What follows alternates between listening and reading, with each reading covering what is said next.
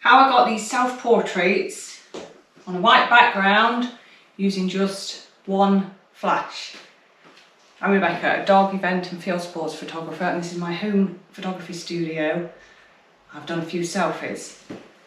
Converted them to black and white. What I've used is a white background. It's only the smallest width you get, which is just over a metre. You could use a white wall if you like. One single flash, a studio flash.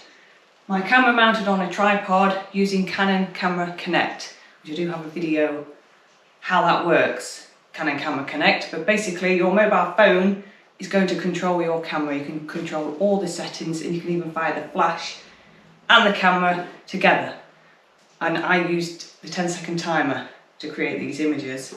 Now the camera and lens I was using was the Canon 6D Mark I with the 24-70 Canon 2.8 L series lens. And to get your background white, when you've just got one flash, you are going to stand as close to this background as possible. If you've got a white wall, you could do exactly the same. Or you could paint a wall white and stand almost on the background. And then position your flash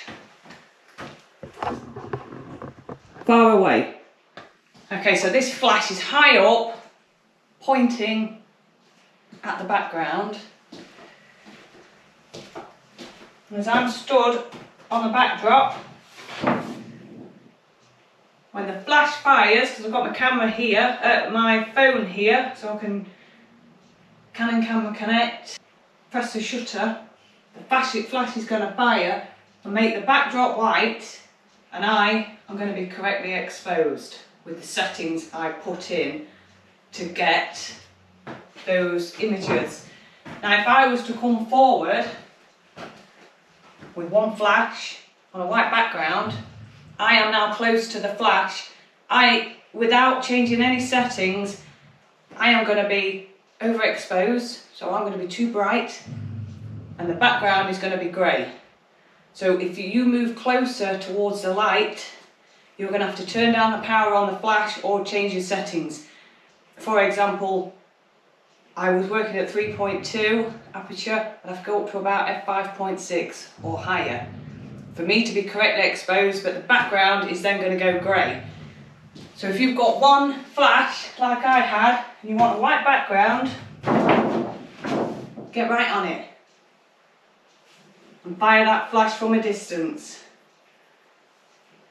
You should, by rights, get a white background.